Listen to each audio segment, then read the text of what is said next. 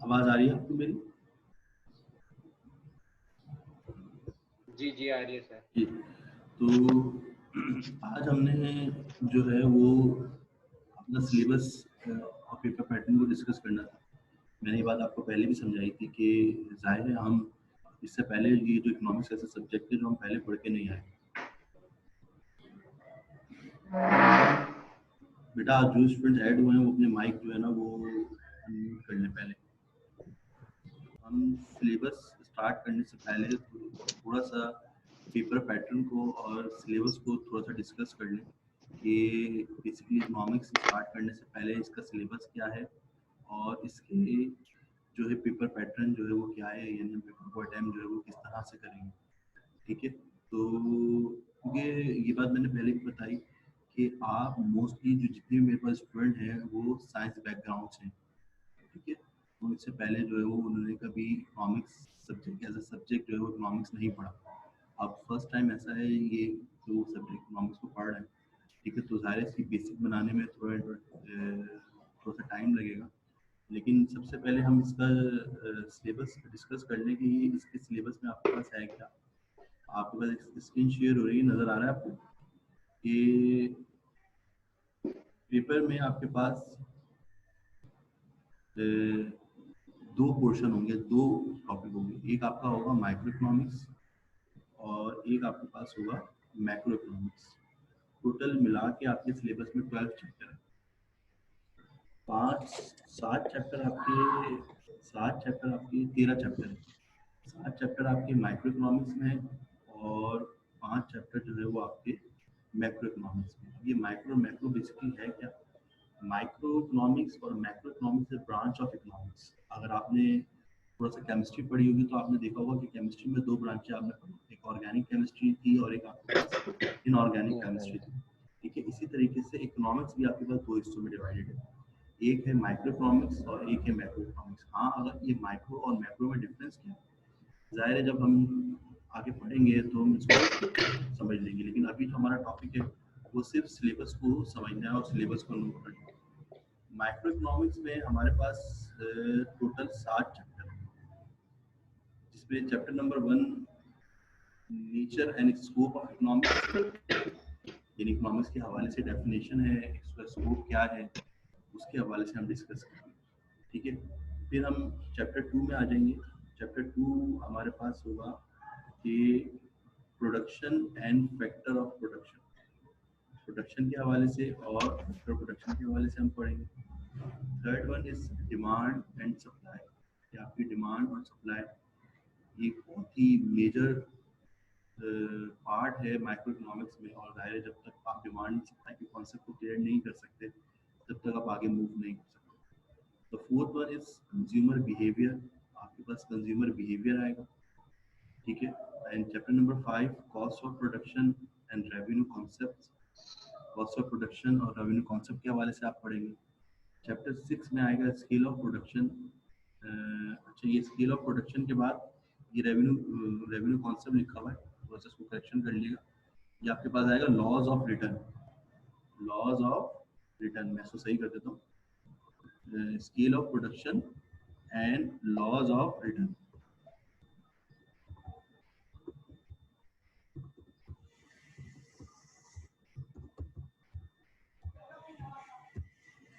ठीक है, ये आपके पास आ जाएगा। नेक्स्ट आपके पास है equilibrium of the firm under perfect competition and monopoly market. ये दो तरह की मार्केट है, ये क्या मार्केट क्या होती है इसको भी हम आगे डिस्कस करेंगे। और इसमें दो तरह की मार्केट, एक परफेक्ट कंपटीशन है जिसको आप उर्दू में मुकाबलाबाजी कहते हैं, और तीसरा नेक्स्ट द मोनोपोली, इसको उर्दू में आप बाजारदारी कहते हैं। ये आप पढ़ेंगे, फिर आपका माइक्रो इकोनॉमिक्स का पोर्शन जो है वो कंप्लीट हो जाएगा और आपके पास दूसरा टॉपिक आएगा, ये दूसरा किताब का दूसरा हिस्सा जिसको आप कहेंगे मैक्रो इकोनॉमिक्स। मैक्रो इकोनॉमिक्स में आपके पास chapter 8 national income and its measurement, money function its value, next public finance, trade cycle, national income क्या है और उसकी मेजरमेंट कैसे की जाती है। मनी एक इम्पॉर्टेंट फैक्टर है कॉमर्स के लिए, उसकी क्या फंक्शन है, उसकी क्या वैल्यूज है, उसके बारे में हम डिस्कस करेंगे। फिर आपके पास पब्लिक फाइनेंस, एक बहुत बड़ा टॉपिक है ये। पब्लिक फाइनेंस कहते हैं जो गवर्नमेंट एक्सपेंडिचर होते हैं उसके बारे में पढ़ना, गवर्नमेंट रेवेन्यू के बारे में पढ़ना। तो हम ये पढ़ेंगे तो अच्छी तरह समझाएंगे। फिर आपके पास ट्रेड साइकिल है, इसको आपने पढ़ना है। देन आपके पास लास्ट चैप्टर आएगा इंटरनेशनल ट्रेड, जिसको आप कहते हैं वो तिजारत जो आप एक कंट्री जो है वो दूसरी कंट्री से करती है, इसके बारे में डिटेल इम्पोर्ट एक्सपोर्ट इससे रिलेटेड जो है वो इस चैप्टर में आप पढ़ेंगे। यानी कुल मिला के आपके पास इसका वेटेज देखे जाए तो माइक्रो के चैप्टर 7 है और 5 मैक्रो है। लेकिन ये ध्यान रखिएगा दोनों का वेटेज ऑलमोस्ट बराबर है, क्योंकि जो लास्ट के 5 चैप्टर हैं इनका ये थोड़े से लेंथी चैप्टर है। ठीक है, 32 ऑलमोस्ट 32-33 मार्क्स जो है वो आपका मैक्रो से कवर होता है और बाकी जो है वो माइक्रो से कवर होता है। पेपर पैटर्न किस तरह से होता है ये आप देख लो। पेपर पैटर्न के लिए ये मेरे पास एक सैम्पल पेपर पड़ा हुआ है जिसको आप गौर कर सकते हैं। पेपर पैटर्न ऐसा होता है कि 20 एमसीक्यूज आपके पास होते हैं, 15 एमसीक्यूज आपके पास होते हैं। टोटल 15 एमसीक्यूज होते हैं और ये 15 मार्क्स के होते हैं। ठीक है, टाइम इसका 20 मिनट्स होता है और हर एमसीक्यूज एक नंबर का होता है। ठीक है, तो इसे इंस्ट्रक्शन होती है कि भाई आप do not attempt all questions, do not copy the part question, write only against the proper number of question and it according to the proper question paper। अच्छा, तो आप क्योंकि ज़ाहिर कराची बोर्ड में है तो इसमें आपके पास क्या होता है कि आपने राइट ऑप्शन का नंबर नहीं लिखना बल्कि राइट ऑप्शन को ही लिखना होता है। ठीक है, दूसरा इस तरह के आपकी टोटल ऐसे मिला के 15 एमसीक्यूज होते हैं। अच्छा, ये जो 15 एमसीक्यूज होते हैं इसमें माइक्रो इकोनॉमिक्स के चैप्टर के एमसीक्यूज भी शामिल होते हैं और मैक्रो भी। बेटा जिनका माइक है उधर थोड़ी सी काइंडली थोड़ी देर उसको अनम्यूट रख लें। ठीक है, यानी माइक्रो इकोनॉमिक्स भी शामिल होता है और इसमें आपके पास जो है वो मैक्रो इकोनॉमिक्स भी शामिल होता है। इस तरह के ये आपके पास टोटल मिला के कुल मिला के ये 15 एमसीक्यूज होते हैं। 15 से 20 मिनट्स में आपको ये पेपर कंप्लीट करना होता है। ठीक है, तो जिस तरह से ज़ाहिर है आपने हर सब्जेक्ट में इस तरह के एमसीक्यूज पढ़े, 4 एमसीक्यूज के 3 से 4 ऑप्शन होते हैं, नॉर्मली 4 ऑप्शन होते हैं। एक ऑप्शन आपका बेस्ट ऑप्शन होता है, उसको नंबर के से साथ डाल के आपने ऑप्शन को जो है क्या होता है लिखना होता है। जैसे आप ही एमसीक्यूज पेपर कंप्लीट करते हैं आपके पास पेपर 2 आ जाता है। ठीक है, पेपर 2 जिसके आपके पास सेक्शन बी है। सेक्शन बी में आपके पास शॉर्ट क्वेश्चन आंसर आते हैं। ये पेपर आपका टोटल 60 मार्क्स का होता है। ये पेपर आपका टोटल 60 मार्क्स का होता है और इसके 2 घंटे और 40 मिनट 2 आवर्स 40 मिनट्स इस पेपर के लिए आपको कवर करने होते हैं। इस पेपर के लिए आपके पास 2 हिस्से होते हैं। जब आप सेक्शन बी में जाते हैं और शॉर्ट आंसर क्वेश्चन अटेम्प्ट करते हैं तो एक आपके पास माइक्रो होता है और एक आपके पास मैक्रो होता है। एक माइक्रो है और एक मैक्रो, यानी माइक्रो के चैप्टर के क्वेश्चंस अलग हुए होते हैं, मैक्रो के अलग हुए होते हैं। सबसे पहले आपने माइक्रो क्वेश्चन देखने होते हैं जो क्वेश्चन नंबर 2 के नाम से आता है।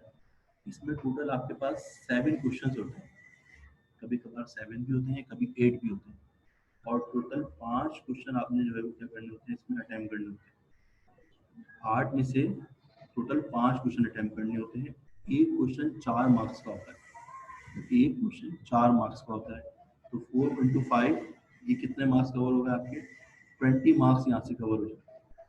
यानी अभी आपका शॉर्ट पूरा कंप्लीट नहीं हुआ है, अभी आपने सिर्फ शॉर्ट में 5 क्वेश्चन किसके किए माइक्रो इकोनॉमिक्स के किए और 20 मार्क्स गेन कर लिए। माइक्रो इकोनॉमिक्स करने के बाद अब आपको मैक्रो इकोनॉमिक्स में जाना होता है, ये भी शॉर्ट है। अच्छा, जब तक आप शॉर्ट पूरा कंप्लीट नहीं करें आप लॉन्ग में नहीं जा सकते, ये अच्छा इम्पैक्ट नहीं होता। पहले आपके तरीकेकार ये कि हाँ अगर आप डिसाइड करना चाह रहे हैं कि पहले आपने लॉन्ग करना है या शॉर्ट करना है वो आपकी मर्जी। अगर आपने लॉन्ग स्टार्ट कर दिया है तो जितनी भी लॉन्ग की रिक्वायरमेंट है उसको पहले पूरा कर लें फिर शॉर्ट की तरफ जाए। और अगर आपने शॉर्ट स्टार्ट कर दिया है तो अब पहले आप कोशिश करें कि पहले शॉर्ट चाहे वो माइक्रो इकोनॉमिक्स हो या वो मैक्रो इकोनॉमिक्स हो, ऐसा ना हो कि एक सवाल माइक्रो इकोनॉमिक्स का किया जा रहा है एक का मैक्रो किया जा रहा है, ये एक अच्छा इम्पैक्ट नहीं है। चेकर के लिए मुश्किलात है, उसमें आपके नंबर ट्रैक हो सकते हैं। हाँ, माइक्रो इकोनॉमिक्स में चॉइस है आपके पास, चाहे पहले आप 7 कर लिए 6 कर लिए 5 कर लिए, लेकिन कोशिश करें कि 5 जो आपको माइक्रो इकोनॉमिक्स के क्वेश्चन अटैम्प्ट करने हैं तो आपने फौरी तौर पर 5 माइक्रो इकोनॉमिक्स के क्वेश्चन अटैम्प्ट कर लिए। ठीक है, फिर आप जाते हैं मैक्रो इकोनॉमिक्स। मैक्रो इकोनॉमिक्स में आपके पास फिर वही 7 क्वेश्चन होते हैं। आप देखिए पेपर थोड़ा सा बड़ा है, 5 क्वेश्चन आपने यहाँ से अटेम्प्ट करने हैं, 5 माइक्रो से और 5 मैक्रो से।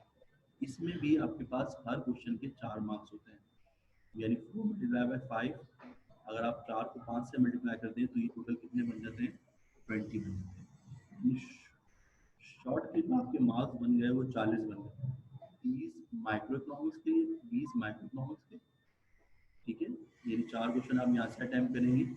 ठीक है, यानी आप देखा जाएगा तो 4 मल्टीप्लाई बाय 5। ठीक है ना, हर मार्क्स 4 मार्क्स का है, 20 मार्क्स यहाँ से कवर हो गए आपके। और फिर जो है मैक्रो इकोनॉमिक्स में 20 मार्क्स आपके यहाँ से कवर हो गए। ठीक है, फिर आप डिटेल क्वेश्चन में आ जाते हैं। डिटेल क्वेश्चन में आपके पास फिर वही मामला है, एक पोर्शन माइक्रो का है और एक आपके पास मैक्रो का है। माइक्रो में आपको 2 क्वेश्चन दिए गए होंगे, माइक्रो में आपको 2 क्वेश्चन दिए गए होंगे, जिसमें से आपने एक क्वेश्चन अटेम्प्ट करना है। अच्छा, ये क्वेश्चन 10 मार्क्स का होता है, और आप ध्यान में रखें पूरे 7 चैप्टर में से आपने सिर्फ एक ही लॉन्ग अटेम्प्ट क्वेश्चन अटेम्प्ट करना है। तो बहुत ही प्रेजेंटेबल वे में लिखना है, कंप्लीट लिखना है, पूरी रिक्वायरमेंट जो हम आपको बताएंगे उसमें पूरी रिक्वायरमेंट के साथ हो, क्योंकि वो आपके पूरे माइक्रो सेक्शन की तैयारी को एक ही क्वेश्चन से जज करें। आप एक क्वेश्चन के अंदर कितना अच्छा लिख रहे हैं, क्योंकि आपने पूरी बुक में जो है वो टोटल 2 लॉन्ग क्वेश्चन अटेम्प्ट करने ज़्यादा नहीं, और हर क्वेश्चन 10 मार्क्स का है। तो कम से कम 3 से 4 पेजेस में आपने जो है वो ये क्वेश्चन जो है वो क्या करना है, अटेम्प्ट करना है। फिर और 10 मार्क्स का है। जैसे ही आप माइक्रो क्वेश्चन अटेम्प्ट कर लेंगे, फिर आपके मैक्रो इकोनॉमिक्स में आ जाएगा। इसमें भी आपको 2 सवाल दिए होंगे और एक सवाल आपने जो है वो क्या करना होगा, अटेम्प्ट करना होगा। यानी 10 मार्क्स माइक्रो के होंगे और 10 मैक्रो के होंगे, और ये लॉन्ग क्वेश्चन 20 मार्क्स का होगा। 40 मार्क्स आपने शॉर्ट में कवर कर लिए। ठीक है, 20 मार्क्स आपने लॉन्ग में कवर कर लिए, 40 और 20 60 हो गए, 15 मार्क्स आपने एमसीक्यू। दोबारा रिव्यू कर देता हूँ पेपर टाइम। पेपर सिलेबस हमने देख लिया। पेपर सिलेबस में हमारे पास टोटल 13 चैप्टर है। 13 चैप्टर में से 7 चैप्टर आपके माइक्रो इकोनॉमिक्स के और 5 चैप्टर मैक्रो के। पेपर अटेम्प्ट करने के लिए आपने multiple section A multiple choice question होगा, जिसमें आपके पास 15 एमसीक्यूज दिए जाएंगे। हर एमसीक्यूज 1 मार्क का होगा, हर एमसीक्यूज 1 मार्क का होगा। जो राइट आंसर लिखेगा उसको ही राइट नंबर मिलेगा, 1 मार्क्स उसको मिलेगा। ठीक है ना, यहाँ पे आपकी मार्क्स डिडक्शन नहीं होगी, राइटिंग मार्क्स दिखे जाएंगे। अगर आपने राइट ऑप्शन लिया तो आपको पूरा मार्क्स दिया जाएगा। जैसे ही आप क्वेश्चन अटेम्प्ट कर लेते हैं, और इसमें ये ध्यान में रखें मैक्रो और मैक्रो दोनों इकोनॉमिक्स के जो है वो एमसीक्यूज होंगे। फिर आपके पास इकोनॉमिक्स में जो है वो शॉर्ट क्वेश्चन अटेम्प्ट करने होंगे। 5 क्वेश्चन आपने माइक्रो से अटेम्प्ट करने होंगे, हर क्वेश्चन 4 मार्क्स का होगा। टोटल 20 मार्क्स आप इसमें से कवर करेंगे। फिर आप माइक्रो के बाद मैक्रो में आ जाएंगे। इसमें भी आपके पास 4 मार्क्स का क्वेश्चन होगा, 5 क्वेश्चन आपने अटेम्प्ट करने होंगे, 20 मार्क्स आप यहाँ से कवर करेंगे। फिर आप डिटेल क्वेश्चन में चले जाएंगे। इसमें एक माइक्रो में अटेम्प्ट करेंगे और एक मैक्रो में अटेम्प्ट करेंगे, और 10-10 नंबर के दोनों जो है वो आपके पास क्या होंगे, सवाल। ठीक है, और इस तरह आप 20 मार्क्स जो है वो यहाँ से अटेम्प्ट। एनी क्यूरी आप लोगों में कोई कंफ्यूजन हो तो जरा क्लियर कर लें, मुझसे पूछ लें। कोई भी बात इस तरह समझ में आया पेपर? यस सुफियान, आरिफ? जी सर, समझ गया। समझ गए? 15 एमसीक्यूज, 15 मार्क्स के। फिर सही है। 10 शॉर्ट क्वेश्चन आंसर है, 5 माइक्रो के, 5 मैक्रो के। 20 और 20 मिला के 40 मार्क्स, यानी शॉर्ट क्वेश्चन का जो पार्ट है वो बहुत ज्यादा है, 40 का वेटेज है उसका। वहां से आप कवर कर लेंगे, तो देन लास्ट में आपके पास आ जाएगा क्या कहते हैं, लॉन्ग क्वेश्चन आंसर, जिसमें 2 क्वेश्चन अटेम्प्ट करने, एक माइक्रो से अटेम्प्ट करेंगे और एक आप इसमें से अटेम्प्ट करेंगे मैक्रो से। क्लियर हो गई बात? मार्क्स के होंगे सर? 10 मार्क्स, 10 मार्क्स, 10 मार्क्स का माइक्रो का होगा, 10 का मैक्रो का होगा, ये 20 हो जाएंगे। 40 और 20 60, और 15, 75 मार्क्स, 5 मार्क्स का आपका पास जो है वो आपका पेपर होगा। 3 घंटे इसमें आपके पेपर को पढ़ने के होंगे। और क्या कहते हैं, दूसरी बात ये है कि 25 इसके बोर्ड में पासिंग मार्क्स 25 होंगे, लेकिन हमारे पास प्री बोर्ड में स्टैंडअप में हम 40% से इसकी मार्किंग करते हैं। बच्चे को आगे जब भेजते हैं, जब तक बच्चा हमारे पास कॉलेज में 40%, क्योंकि आप सब फजाइन है और लाइफ फजाइल से रिलेटेड है, तो आपको इस स्टैंडअप पॉलिसी के हवाले से, प्री बोर्ड पॉलिसी के हवाले से और मिड टर्म की पॉलिसी के हवाले से बहुत ज़्यादा आपको मालूमात होगी। ठीक है, ये ज़ाहिर बात है हमारे पास एक स्टैंडअप एग्जाम है, जो स्टैंडअप में एलिजिबल है वही आगे जाके बोर्ड एग्जाम होता है, तो उसमें हम बच्चे को जो जज करते हैं वो 40% के हिसाब से क्या कर रहे होते हैं, जज कर रहे होते हैं। जो जब 40% गेन करेगा वो उसको, अब पेपर में आप जब क्लास स्टार्ट करेंगे तो एक आपके पास नोटबुक होगी और एक आपके पास पेंसिल होगी। जो भी इम्पोर्टेंट चीज़ें होंगी, जो इम्पोर्टेंट डेफिनेशन होगी, बेटा ज़रा माइक किसका है वो अनम्यूट, वो म्यूट बंद कर ले माइक। तो आप जो भी इकोनॉमिक्स जो मेन डेफिनेशन होंगी वो मैं आपको लिखवा दूंगी, बाकी आपको हैंड आउट की सूरत में या आपको पिक्चर की सूरत में आपको दिए जाएंगे और आप वो कॉपी वर्क को कंप्लीट रखेंगे और रोज़ के रोज़ मुझे कॉपी वर्क जो है वो क्लास के एंड में या वीक के एंड में जो है जितना मैं काम करवाऊँगा वो मैं आप मुझसे लिखवाऊँ। तो ये सिलेबस मैं आपको शेयर कर दूँगा, या आपके पास अगर मोबाइल से यूज़ कर रहे हैं तो आप स्नैपशॉट ले लें इसका और उसको नोट कर लें सिलेबस को। जब आप कॉपी बनाएंगे तो सबसे पहले आपके पास कॉपी के अंदर ये सिलेबस लिखा हुआ है, ठीक है, या आप 2 मिनट नोट करना चाहें तो उसको नोट कर लें। सिलेबस सबसे पहले कॉपी, क्योंकि कॉपी मेंटेन आपने करनी है, तो फर्स्ट पेज पर आपका ये सिलेबस लिखा होगा ताकि आपको पता हो कि हमने कितना परसेंट सिलेबस को जो है वो क्या कर लिया, कवर कर लिया माइक्रो इकोनॉमिक्स के हवाले से और मैक्रो इकोनॉमिक्स के हवाले से। आपके पास सिलेबस जो है वो क्या हो, कवर। क्लियर हो रही बात क्या नहीं? इससे फिर हम आगे जाते हैं। आज हम इकोनॉमिक्स स्टार्ट करते हैं और चैप्टर 1 में लिखेंगे nature and scope of economics. Chapter 1 के ही डालें और चैप्टर में लिखिए nature and scope of economics. Nature and scope of economics, chapter 1 का जो नाम है, चैप्टर 1 है हमारे पास nature and scope of economics.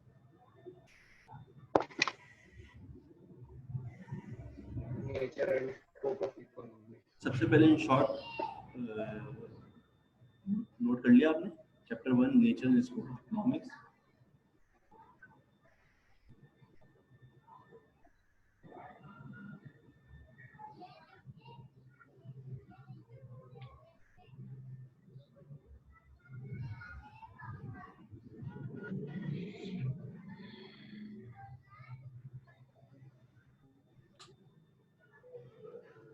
First one is that what is economics?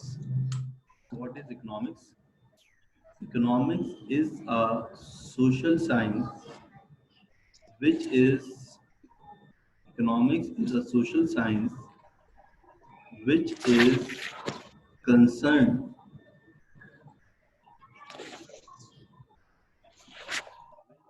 is concerned with the efficient use of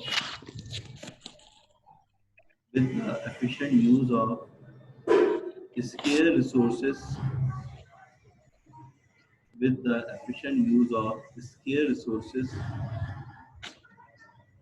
to achieve efficient use of scarce resources, scarce, S-C-A-R-C-E, S-C-A-R-C-E, scarce कहते हैं किसी भी खला को, कमी को। Scarce resources to achieve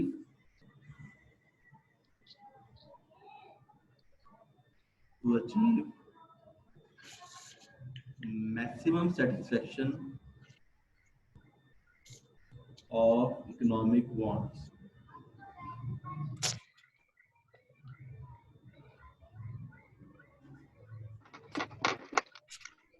Economics is a social science which is concerned with the efficient use of scarce resources to achieve maximum satisfaction of economic wants. Sir ये किस क्वेश्चन का आंसर है, वो क्वेश्चन रिपीट कर सकते हैं? So what is economics? एक अच्छा सर, basic definition जो हमने start की. What is economics? The satisfaction of economic wants. economic Want.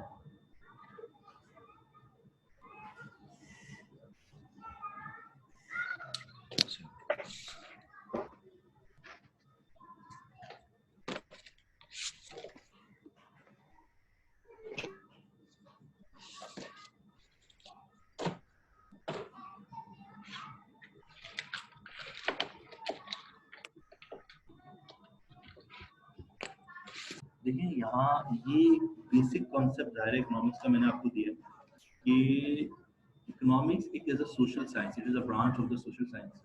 इसमें आप सोसाइटी से रिलेटेड जो भी इश्यूज हैं वो डिस्कस करते हैं और सोसाइटी के हवाले से बात की जाती है, इसलिए इसको सोशल साइंस का हिस्सा कहा जाता है. which is concerned with the efficient use of scarce resources. इस इकोनॉमिक्स का जो बेसिक कॉन्सेप्ट आया है ना, वो स्केयर रिसोर्सेज से आया, क्योंकि इंसान के जो रिसोर्सेज हैं, वसाइल हैं, वो स्केयर है, उसमें खला कमी है. हर बंदे की जो ज़रूरियात हैं उसको पूरा करने के जो वसाइल है वो सबके लिए कम है, चाहे वो अमीर से अमीर तरीके का आदमी ना हो, लेकिन उसको अपनी ख्वाहिशात को अपने वसाइल से तोलेगा, अपनी ख्वाहिशात को अपने वसाइल से मेजर करेगा, मवाजना करेगा, तो उसकी ख्वाहिशात ज़्यादा निकलेंगी और उसके वसाइल क्या होंगे, कम होंगे. अब इकोनॉमिक्स जो मैनेजमेंट है वो ये आपको ये बात सिखाती है कि how to manage your unlimited want to scale resources, to fulfil their resources. आप अपनी जो भी वांट्स हैं, इकोनॉमिक वांट्स हैं, उनकी सेटिस्फेक्शन के लिए अपने रिसोर्सेज को किस तरह इस्तेमाल करना है, इस चीज़ को आप कहते हैं इकोनॉमिक्स. शायद इंशाल्लाह इसको जब हम कल अब प्रॉपर क्लास स्टार्ट करेंगे तो फिर हम चैप्टर 1 से स्टार्ट करेंगे.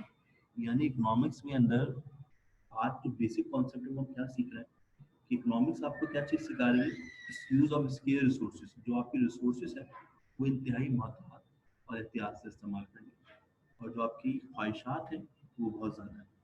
उन ख्वाहिशात को पूरा करने के लिए जो अपने वसाइल को इस्तेमाल करते हैं, that is called economics. And economics is a social science which concerned with the efficient use of resources to achieve maximum satisfaction of economic wants. बात समझ में आई आपकी या नहीं है?